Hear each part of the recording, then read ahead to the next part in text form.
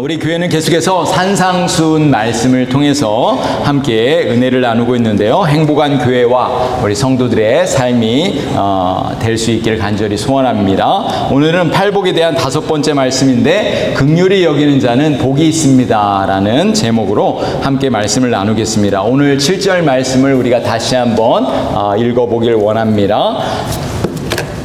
자, 7절 말씀 함께 해볼까요? 7절 말씀이 없네요. 우리 죄송합니다. 7절 말씀 제가 읽어드리도록 하겠습니다. 긍휼히 여기는 자는 복이 있나니 저희가 긍휼히 여김을 받을 것이며. 네, 우리 7절 말씀 여기 보시면 긍휼히 여기는 자는 복이 있다, 긍휼히 여김을 받는다 이렇게 말씀하고 있어요. 제가 요번에 그 선교에 갔다 와 보니까 너무나 열악한 환경 가운데 있는 그 멕시코 지역을 보게 되었어요. 참 이렇게 우리는 아까도 간증해 주신 것처럼 이렇게 시원하잖아요. 여기는 가는 순간부터 와 이렇게 덥다라는 느낌이 들고 안에 들어가도 건물 안에도 더워요. 그리고 전기도 많이 쓰면은 전기가 나가요. 그래가지고 또 한참 기다렸다가 전기가 들어오기를 기다려야 되고, 제가 머문 또 숙소는 물이 쫄쫄쫄쫄 나와요. 다른 데는 물이 잘 나오는데 저희는 물이 샤워를 하려면 한참 동안 해야 되는 그런 환경들. 도로는 여기 도로가 깨끗하잖아요. 근데 거기는 그냥 먼지가 펄펄 나는 그런 지역이에요. 그리고 또 이제 메인 도로도 쉽지가 않아요. 메인 도로도 가면은 털커덩 거리고, 야, 이곳에서 산다는, 이 미국에서 산다는 이 자체가 정말 하나님의 은혜구나, 불평할 게 없구나, 너무나 감사했습니다. 그리고 먹는 것도 마찬가지고, 먹는 것도 야, 여기는 부족함이 없잖아요. 네, 참 거기는 부족한 게 많고, 그래서 하나님께서 저희가 가지고 간 거를 다, 남은 것을 다 이렇게 선교비도 여러분 후원해 주시는 거, 물건들 다 또 도네이션하고, 이렇게 또 돈도 우리 선교 헌금 모은 것도 다 조금만 필요한 것만 남겨놓고 다 드리고 왔습니다. 하나님께서 저희 마음에 긍휼의 마음을 주셔서 우리가 또 하나님의 사랑을 나누고 왔습니다. 얼마나 감사한지 몰라요. 자, 여러분, 오늘 주제가 긍휼이란 무엇일까? 긍휼에 대해서 우리 함께 말씀을 나눠보도록 하겠습니다. 긍휼을 보시면은, 이 사전에 보면은 불쌍히 여겨 돌보아준다, 불쌍히 여겨져 돌보아준다, 이런 이제 단어를 사용하고 있는데요. 이 헬라어에는 엘레오스라는 단어를 사용합니다. 엘레오스. 이 말은 일반적인 뜻은 자비, 불쌍히 여김이라는 뜻을 가지고 있는데, 이 단어의 속뜻을 더 깊이 들어가 보면요, 어떤 뜻을 가지고 있냐면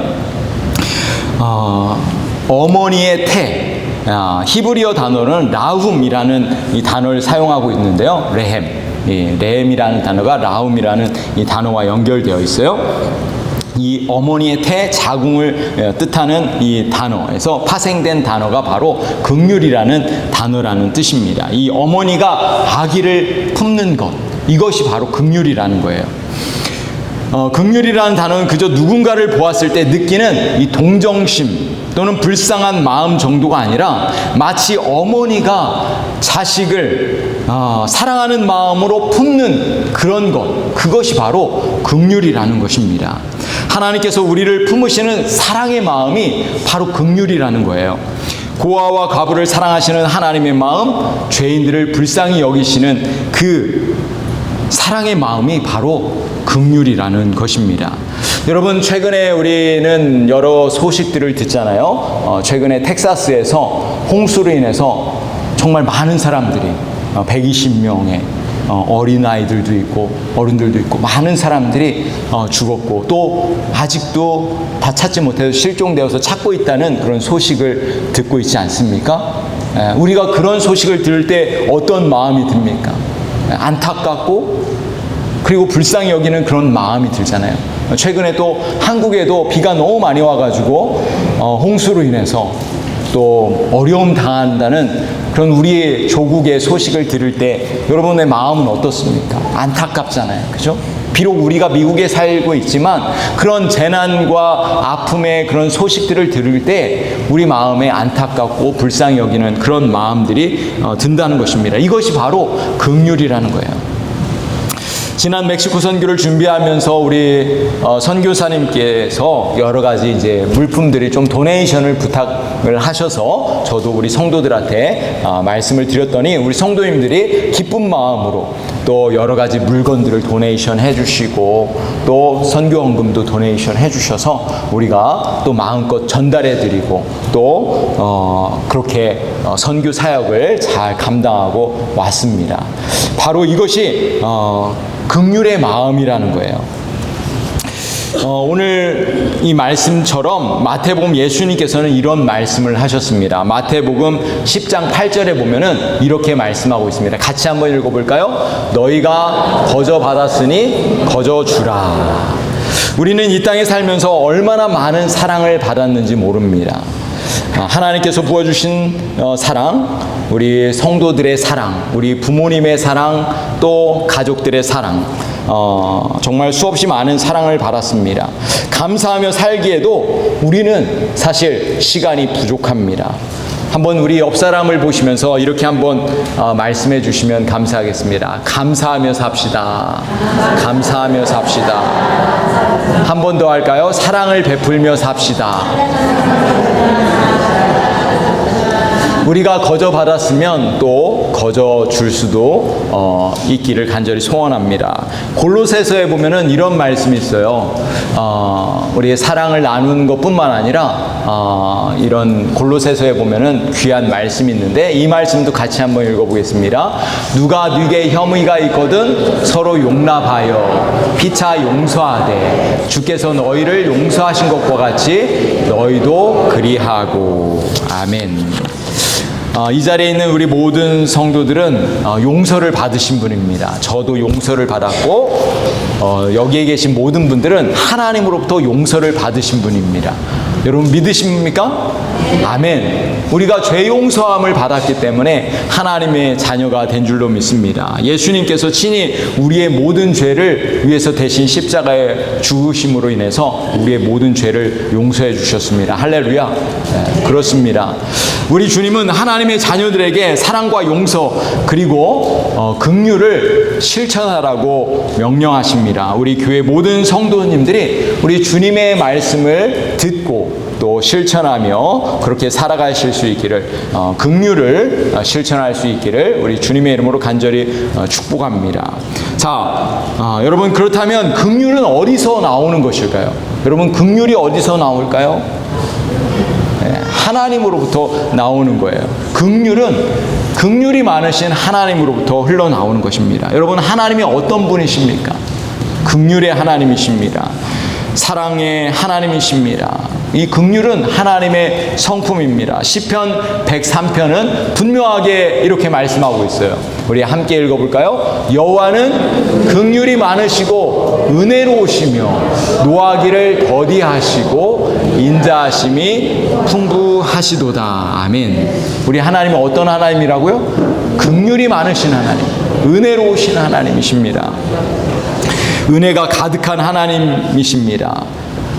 그분의 자녀들은 바로 우리 하나님의 자녀들은 하나님의 성품을 닮아가야 될 줄로 믿습니다. 우리도 하나님의 자녀로서 하나님의 성품, 긍휼과 또 사랑의 성품을 닮아갈 수 있는 우리 성도들이 되길 소원합니다. 여러분 우리가 이 땅에서 오늘도 이렇게 살아가는 이유가 있습니다. 오늘 우리가 하루를 살아가는 이유는 바로 예레미야 애가에 나오는 이 말씀 때문입니다. 우리 같이 한번 읽어보겠습니다. 여호와의 자비와 긍휼이 무궁하심으로 우리가 진멸되지 아니함이다. 이것이 아침마다 새로우니 주의 성실이 크도록소이다. 여러분, 오늘도 우리가 이 세상에서 건강하게 살아가는 이유는 바로 하나님의 자비와 긍휼 때문이라는 것입니다. 우리는 매일 아침 눈을 뜰 때마다 긍휼의 하나님, 자비와 긍휼을 베푸시는 그 하나님을 우리가 기억할 수 있기를 소망합니다. 우리가 아침에 일어날 때 살아있다면, 우리가 숨을 쉰다면 바로 하나님의 은혜인 줄로 믿습니다. 매일의 삶이 하나님 앞에 감사와 찬양을 올려드리는 우리 복된 삶이 되길 원합니다. 여러분, 구약성경 룻기에 보면은 이방 여인인 룻이 이스라엘 백성이 되는 놀라운 사건이 룻기에 등장하는데, 거기에 등장하는 이 단어가 바로 헤세드라는 단어입니다. 헤세드. 이 헤세드라는 이 단어의 뜻은 자비와 긍휼 그리고 은혜를 말하는 것입니다. 여러분, 룻은 모압 여인이었어요. 이방 여인이었습니다. 그런데 절대로 이스라엘 안으로, 이스라엘 백성이 될 수 없는 이방 여인이었음에도 불구하고 이 룻이 하나님의 백성이 될 수 있었던 이유는 바로 하나님의 이 긍휼, 하나님의 사랑 때문이었습니다. 하나님의 은혜 때문이었습니다. 하나님께서 롯을 존귀한 자로 사용하여 주셨습니다. 우리 아기도 그것을 지금 아멘이라고 이렇게 여러분 들리십니까? 우리 아기가 외치면은 중간중간 외치면 아멘 그렇습니다 이렇게 해석하시면 될 줄로 믿습니다. 아멘. 네. 여러분, 모압 땅에 살았던 이 룻이 이방 여인이 어떤 여인이 되었습니까? 하나님의 은혜로 다윗의 증조모가 되는 놀라운 역사가 일어난 거예요. 여러분, 이거는 절대로 있을 수 없는 일인데 하나님의 은혜 가운데 예수님의 조상이 되었던 것입니다. 할렐루야. 아멘. 이게 바로 하나님의 은혜입니다. 저와 여러분도 마찬가지입니다. 여러분, 우리가 하나님의 자녀가 된 것은 우리의 뜻으로 되어진 것이 아닙니다. 하나님의 은혜로 된 줄로 믿습니다. 이것이 바로 하나님의 헤세드, 하나님의 은혜, 긍휼이라는 것입니다. 여러분, 우리는 다 죄인입니다. 심판을 받아 마땅한 사람입니다. 그런데 하나님께서 우리에게 긍휼을 베풀어 주셨고 하나님의 자녀가 되었고 또 하나님의 일꾼이 된 줄로 믿습니다. 에베소서 2장 4절 5절 말씀을 한번 보시면은 긍휼이 풍성하신 하나님이 우리를 사랑하신 그 큰 사랑을 인하여 허물로 죽은 우리를 그리스도와 함께 살리셨고 너희가 은혜로 구원을 얻은 것이라. 아멘. 할렐루야. 하나님의 그 긍휼 때문에, 하나님의 사랑 때문에 우리가 죄 가운데 살다가 구원을 얻게 된 줄로 믿습니다. 우리는 하나님의 긍휼을 입은 사람들입니다. 이것이 바로 이 세상에서 가장 기쁜 소식, 하나님의 그 은혜의 소식인 줄로 믿습니다. 우리 멕시코 선교팀이 왜 멕시코의 그 먼 곳까지 가서 복음을 전했겠습니까? 하나님의 사랑이 크기 때문에, 하나님의 은혜가 너무나 크기 때문에 그 사랑을 전한 줄로 믿습니다. 여러분, 마찬가지입니다. 우리가 누군가를 긍휼히 여겨야 할 이유가 바로 여기에 있습니다. 하나님께서 먼저 우리를 긍휼히 여기셨기 때문에 우리도 또한 또 다른 사람들을 긍휼히 여기는 줄로 믿습니다. 에베소서 4장 32절에는 이렇게 말씀하고 있는데, 우리가 어떻게 이 땅을 살아가야 되는지, 우리 성도들이 우리 만나는 사람들과 어떤 관계를 이루어야 되는지 아주 정확하게 보여주고 있는데, 이 말씀을 우리 함께 한번 읽어보도록 하겠습니다. 서로 친절하게 하며 불쌍히 여기며 서로 용서하기를 하나님이 그리스도 안에서 너희를 용서하심과 같이 하라. 아멘. 사랑하는 성도 여러분, 하나님으로부터 죄 용서함을 받으셨나요? 아멘. 그렇다면 우리도 우리의 형제 자매들을 용서하고 사랑해야 될 줄로 믿습니다. 우리 교회 모든 성도들이 하나님의 사랑, 긍휼의 마음을 가지고 서로를 사랑하는 우리 모든 성도들이 되시기를 간절히 축복합니다. 여러분, 우리가 매주일 교회에 나와서 하나님께 드려야 할 그런 기도의 제목이 있습니다. 어떤 기도의 제목일까요? 그것은 바로 긍휼을 구하는 기도라는 것입니다. 여러분, 긍휼을 구하는 기도는 어렵지 않습니다. 간단합니다. 하나님, 나를 불쌍히 여겨 주십시오. 나의 모든 죄를 용서해 주세요. 라고 이렇게 기도하는 거예요. 여러분, 초대교회 당시에 예배 가운데 기도하던 내용이 바로 이런 기도였습니다. 이것은 나의 모든 죄를 용서하소서, 하나님 나를 불쌍히 여겨주소서라고 이렇게 기도하는 것은 히브리서에도 이렇게 말씀하고 있는데, 히브리서에 보면은 이렇게 말씀하고 있습니다. 4장 16절에 그러므로 우리가 긍휼하심을 받고 때를 따라 돕는 은혜를 얻기 위하여 은혜의 보좌 앞에 담대히 나아갈 것이니라. 하나님의 긍휼하심을 받지 않으면 우리는 하나님 앞으로 나아갈 수 없다는 것입니다. 우리가 하나님의 긍휼을 얻기 위해서 담대히 기도해야 할 이유는 바로 이것입니다. 여러분, 예배가 무엇입니까? 예배는 하나님을 만나는 시간이 바로 예배의 시간이잖아요. 하나님의 은혜와 긍휼을 체험하는 시간이 바로 예배의 시간인 줄로 믿습니다. 저는 기도할 때마다 이렇게 기도합니다. 하나님, 저를 불쌍히 여겨주십시오. 저에게 은혜와 긍휼이 필요합니다. 하나님, 도와주십시오. 이렇게 하나님 앞에 자주 기도합니다.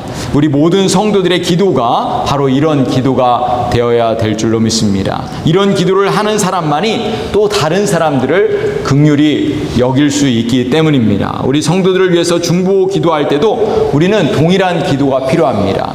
우리 성도들을 불쌍히 여겨주십시오. 하나님, 저 사람이 아파서 지금 고통 가운데 있는데 하나님, 저 연약한 성도를 불쌍히 여겨주십시오 라고 여러분이 기도하신다면 하나님께서 여러분의 그 긍휼의 마음, 간절한 기도 가운데 하나님이 역사하셔서 또 기도에 응답을 부어주실 것입니다. 혹시 믿지 않는 가족들이나 자녀들이 있다면 하나님, 저 사람을 불쌍히 우리 가족을, 우리 자녀들을, 우리 부모 형제들을 불쌍히 여겨주십시오 라고 여러분이 기도한다면 하나님께서 그 기도에 분명히 응답하실 것입니다. 자, 그렇다면 우리가 어떻게 긍휼을 실천하면서 살아갈 수 있을까요? 성경에 보면은 우리 주님은 우리 성도들이 이 땅을 살아갈 때 긍휼을 어떻게 실천해야 할지 분명하게 말씀해 주시고 있는데, 저는 두 가지를 여러분과 함께 나누려고 합니다. 여러분이 잘 아는 것처럼 이 선한 사마리아인의 비유가 있습니다. 누가복음 10장에 보면 선한 사마리아인의 비유가 나오죠. 예루살렘에서 여리고를 내려가던 한 사람이 강도를 만나게 되었습니다. 몹시 매를 맞고 피를 흘리고 있을 때, 또 죽어가고 있을 때, 그때 제사장과 레위 사람이 차례대로 지나가죠. 네. 제사장과 레위는 누구입니까? 제사장과 레위인들이 누구예요? 하나님의 긍휼하심을 받은 사람들입니다. 그런데 무슨 까닭이었는지는 모르겠지만 이 죽어가는 사람을 그냥 놔두고 긍휼을 베풀지 않고 지나쳤다는 것이죠. 그런데 마침 사마리아 사람이 지나가다가 사람을 도와주게 되는 것이죠. 여러분, 사마리아인은 어떤 사람입니까? 성전에 들어오지도 못하는 이방인이었습니다. 교회 밖에 있는 사람이었어요. 이 사람이 강도 만나 거의 죽게 된 사람을 어떻게 하죠?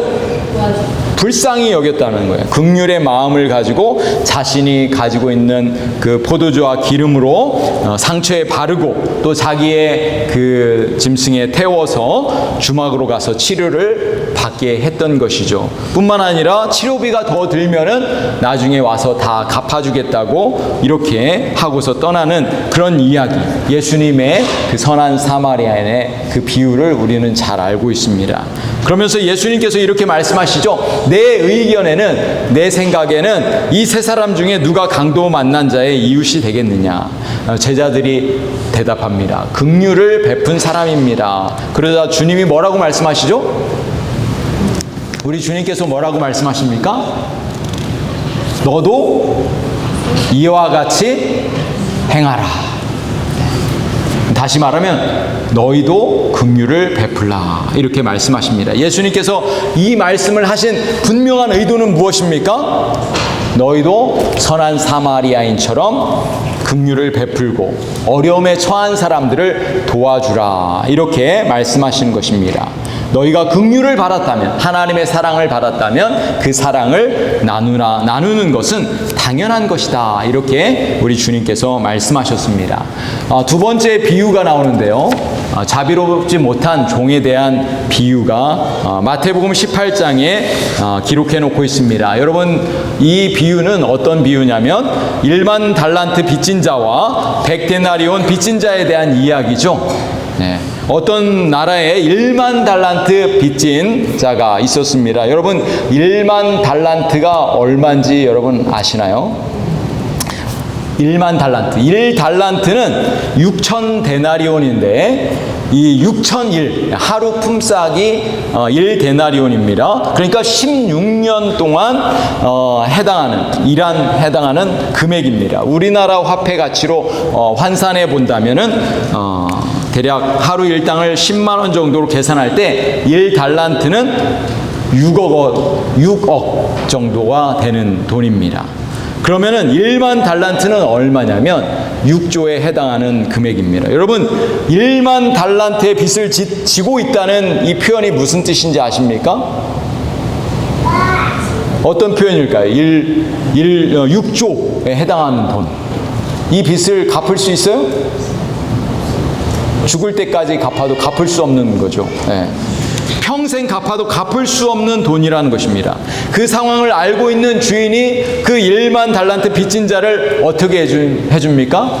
불쌍히 여겨서 한순간에 모든 그 빚을 다 탕감해 주었습니다. 마태복음 18장 27절에는 이렇게 말씀합니다.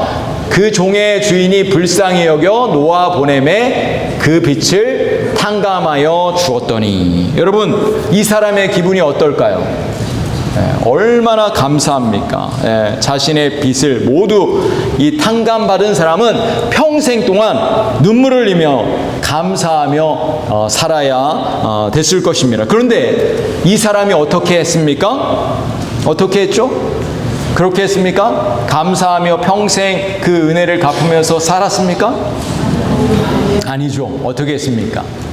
이 탕감받은 후에 지나가면서 누구를 만납니까? 100데나리온 빚진 자를 만나게 되었습니다. 친구를 만나게 되었습니다. 이 100데나리온은 오늘날 화폐로 계산하면 대략 1,000만 원, 1,000만 원에 해당하는, 만불에 해당하는 금액입니다. 그 친구가 돈을 갚지 않자 어떻게 합니까? 어떻게 하죠? 인정사정 없이 감옥에 쳐넣어 버렸습니다. 6조 원의 빚을 탕감받은 사람이 이 1,000만 원의 빚을 탕감해 주지 않은 것입니다. 이 소식을 듣고 1만 달란트를 탕감해 준 주인이 불러다가 어떻게 이야기했을까요? 마태복음 18장 32절에서 34절 말씀을 우리 같이 한번 읽어볼까요? 이에 주인이 저를 불러다가 말하되 악한 종아, 내가 빌기에 내게 내 빚을 전부 탕감하여 주었거늘 내가 너를 불쌍히 여긴 것 같이 너도 내 동관을 불쌍히 여김이 마땅하지 아니하냐 하고 주인이 노하여 그 빚을 다 갚도록 저를 옥졸들에게 붙이니라. 아멘. 여러분, 정말 무서운 이야기 아닙니까? 긍휼을 받은 사람이 긍휼을 베풀지 않으니까 하나님께서 긍휼을 베푸지 않은 그 사람에게 긍휼 베푼 것을 어떻게 했어요? 취소해 버렸어요. 그 빚을 다 갚도록 저를 옥졸들에게 붙이니라 이렇게 말씀하고 있죠. 네. 심지어 긍휼을 베풀지 않은 사람을 감옥에 다시 쳐 넣었다는 것입니다. 사랑하는 성도 여러분, 하나님께서 우리의 모든 죄를 용서해 주셨습니다. 하나님께서 우리에게 긍휼을 베풀어 주셨습니다. 여러분 믿으시나요? 아멘. 만약에 긍휼을 받은 우리가 우리의 형제 자매에게 긍휼을 베풀지 않는다면 우리 하나님께서도 그 사람에게 더 이상 긍휼을 베풀지 않겠다고 이렇게 말씀하시는 것입니다. 여러분, 우리가 어떻게 해야 되겠습니까?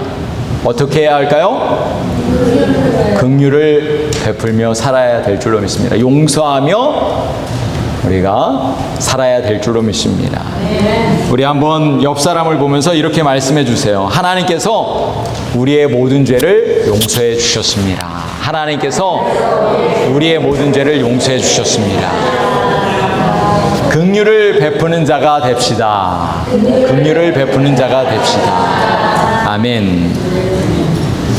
사랑하는 성도 여러분, 오늘 우리가 긍휼을 베풀어야 할 사람은 누구일까요? 오늘 우리가 긍휼을 베풀어야 될 사람은 누구일까요? 멀리 있는 사람도 있겠지만 가장 가까이에 있는 사람입니다. 우리의 가족, 우리의 자녀들, 우리의 성도들, 우리의 또 가까이에 살고 있는 우리 이웃들을 향해서 사랑과 긍휼을 베풀어야 될 줄로 믿습니다.